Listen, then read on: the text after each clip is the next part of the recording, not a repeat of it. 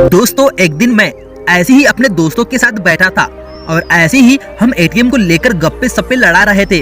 तभी एक बेहतरीन सा फैक्ट मेरे माइंड में आ गया कि एटीएम में आखिर कितना पैसा होता है। मतलब काफी कॉमन सा क्वेश्चन है, शायद ही किसी को इसके बारे से पता हो, बट मुझे तो इसके बारे से कुछ नहीं पता था। तब से ही मैंने इसके बारे से जानने की कोशिश की और जाना भी। तब मुझे लगा कि इसके ऊपर एक वीडियो तो बनाना ही चाहिए। चलो जानते हैं इस अमेजिंग फैक्ट को। दोस्तों काफी कॉमन सा क्वेश्चन है कि एक एटीएम में आप गए हैं, उसमें आखिर उस मशीन में टोटल कितना रुपया कितना कैश होगा। लेकिन इससे पहले मैं आपको बता दूं कि ये सब शहर के ऊपर डिपेंड करता है कि जिस शहर की पॉपुलेशन अधिक होगी तो वहाँ के एटीएम में अमाउंट भी ज्यादा होगा। सपोज मान ले कि जो दिल्ली का एटीएम होगा उसमें पैसा ऑफकोर्स अधिक होगा, और वहीं अगर कोई छोटा सा गांव ले ले तो ऑफकोर्स वहाँ के एटीएम में पैसा कम रहेगा।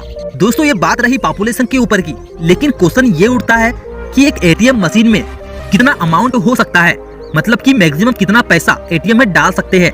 तो सुनो, जो एटीएम मशीन है चाहे गांव की हो चाहे शहर की, उसमें मैक्सिमम 88 लाख रुपए हो सकते हैं, 88 लाख तक रुपए हो सकते हैं।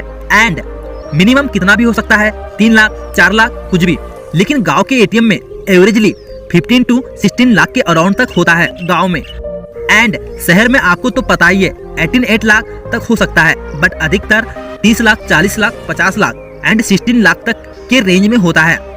सपोज तुम मुंबई शहर को ही ले लो, वहाँ का जो सेंट्रल एरिया है वहाँ के एटीएम में मैक्सिमम 70 लाख यानी कि 70 लाख तक का पैसा हो सकता है। एंड ये जो कैश मशीन में होता है तो वो कुछ ही हफ्तों में खत्म हो जाता है, और आपको यकीन नहीं होगा कि हर कुछ दिनों में बैंक का आइसोराइज्ड पर्सन आता है और एटीएम में पैसे डालकर जाता है, और वो पर्सन एक भी रुपया इधर उधर नहीं कर सकता है, क्योंकि उसे पूरा फुल रिपोर्ट देना होता है कि कितना फिल हुआ कितना फिल नहीं हुआ और उसका रिपोर्ट वगैरह। आई हो कि दोस्तों आपको यह फैक्ट समझ आया हो।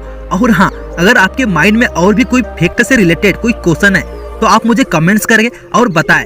फिर मिलता हूँ अगले फैक्ट के साथ। नमस्कार।